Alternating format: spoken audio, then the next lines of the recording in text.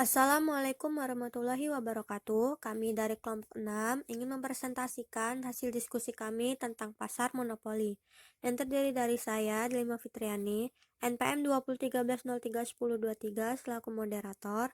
Yang kedua ada Gusti Darmayanti NPM 2013031015 selaku pemateri pertama. Yang ketiga ada Mutiara NPM 2013031025 selaku pemateri terakhir. Dan yang keempat ada Tamara Damayanti NPM 2013031037 selaku pemateri ketiga. Baiklah, selanjutnya materi akan dibacakan oleh Gusti Darmayanti. Baik, di sini saya akan menjelaskan apa itu pasar monopoli. Pasar monopoli itu adalah suatu bentuk pasar di mana hanya terdapat satu penjual yang menguasai pasar. Penentu harga pada pasar ini adalah seorang penjual atau sering disebut juga sebagai monopolis.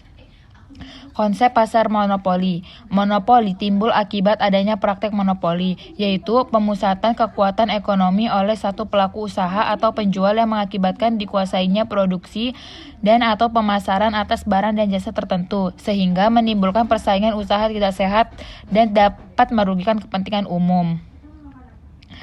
Lalu ciri-ciri pasar monopoli. Yang pertama, hanya terdapat satu penjual atau satu produsen. Yang kedua, pada pasar monopoli, harga dan jumlah kuantitas produk yang ditawarkan dikuasai oleh perusahaan. Yang ketiga, umumnya monopoli dijalankan oleh pemerintah untuk kepentingan hajat hidup orang banyak. Yang keempat, pada pasar monopoli hanya ada satu jenis produk tanpa adanya alternatif pilihan. Lalu yang kelima, pada pasar monopoli tidak butuh strategi dan promosi untuk sukses. Lalu ada faktor-faktor yang menimbulkan monopoli. Yang pertama, perusahaan monopoli mempunyai suatu sumber daya tertentu yang unik dan tidak dimiliki oleh perusahaan lain. Yang kedua, perusahaan monopoli pada umumnya dapat menikmati skala ekonomi atau economies of scale hingga ke tingkat produksi yang sangat tinggi. Lalu yang ketiga, monopoli wujud dan berkembang melalui undang-undang, yaitu pemerintah memberi hak monopoli kepada perusahaan tersebut.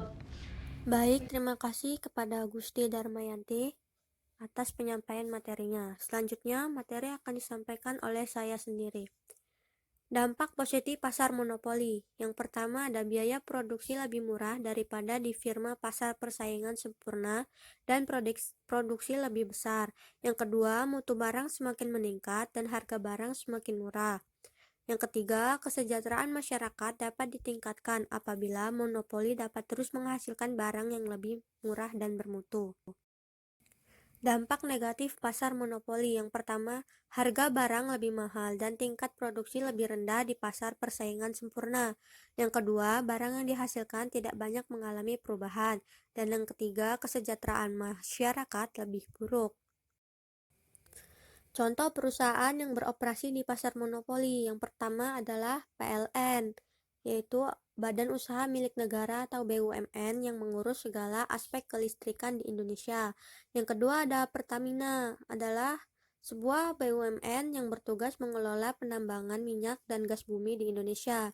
Yang terakhir ada Telkom Indonesia, adalah perusahaan informasi dan komunikasi serta penyedia jasa dan jaringan telekomunikasi secara lengkap di Indonesia.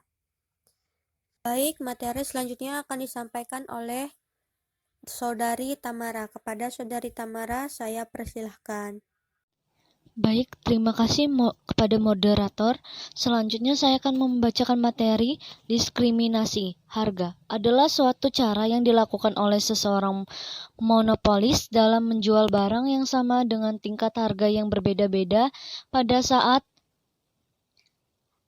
yang sama kepada pembeli yang berbeda, di mana harga dibedakan bukan karena perbedaan dalam biaya produksi.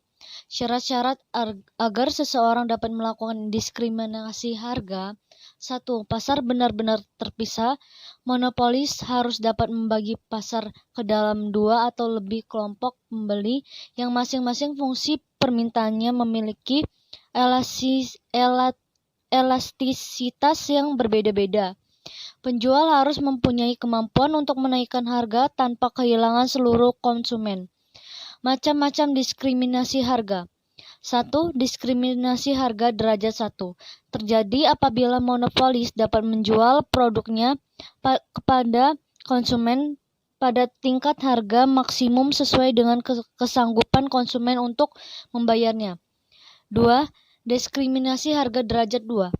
Monopolis akan menetapkan harga yang berbeda-beda berdasarkan kelompok atau sejumlah barang yang tetapi apabila konsumen membeli lagi akan dikenakan harga yang lebih murah. Ketiga, diskriminasi harga derajat 3. Monopolis menetapkan harga yang berbeda-beda untuk pasar yang berbeda pada produk yang sama.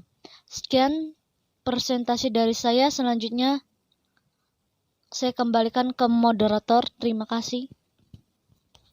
Baik, terima kasih kepada Saudari Tamara. Selanjutnya materi akan dilanjutkan oleh Saudari Mutiara. Kepada Saudari Mutiara, saya persilakan. Saya akan melanjutkan presentasi dari pasar monopoli, yaitu contoh-contoh kebijakan diskriminasi harga.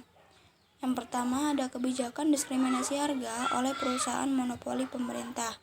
Misalnya, perusahaan listrik negara menggunakan tarif yang berbeda untuk listrik yang dipakai di rumah tangga dan yang dipakai perusahaan. Yang kedua ada kebijakan diskriminasi harga oleh jasa-jasa profesional. Dan yang ketiga ada kebijakan diskriminasi harga di pasar internasional. Selanjutnya, untuk dapat menjalankan kegiatan diskriminasi harga harus mewujudkan hal-hal berikut. Yang pertama, barang tidak dapat dipindahkan dari suatu pasar ke pasar lain. Yang kedua, barang yang diproduksi dapat di kedua-dua pasar yang berbeda. Yang ketiga, elastisitas permintaan di kedua pasar berbeda. Yang keempat, biaya yang dikeluarkan tidak melebihi keuntungan tambahan yang diperoleh. Yang kelima, ciri pembeli di suatu pasar berbeda dengan di pasar lainnya. Selanjutnya ada maksimalisasi keuntungan dalam monopoli. Dalam menggambarkan prinsip penentuan pemaksimuman keuntungan dalam monopoli digunakan dengan dua cara dengan menggunakan angka-angka secara grafik. Syarat pemaksimuman keuntungan dalam monopoli adalah yang pertama, biaya total dan hasil penjualan total, dan yang kedua, biaya marginal dan hasil penjualan marginal. Apabila harga barang semakin menurun, pada waktu jumlah produksi semakin meningkat, maka hasil penjualan total akan mengalami pertambahan, tetapi pertambahan itu semakin berkurang apabila produksi bertambah banyak. Setelah mencapai satu tingkat produksi tertentu, pertambahannya akan semakin negatif. Pada umumnya, hasil penjualan marginal nilainya adalah lebih rendah daripada harga. Hanya pada waktu produksi mencapai 1 unit, hasil penjualan marginal sama dengan harga. Terima kasih, saya serahkan kepada moderator. Baik, terima kasih kepada Saudari Mutiara. Baiklah, cukup sekian presentasi dari kami. Apabila ada kurang lebihnya, kami mohon maaf yang sebesar-besarnya. Wassalamualaikum warahmatullahi wabarakatuh.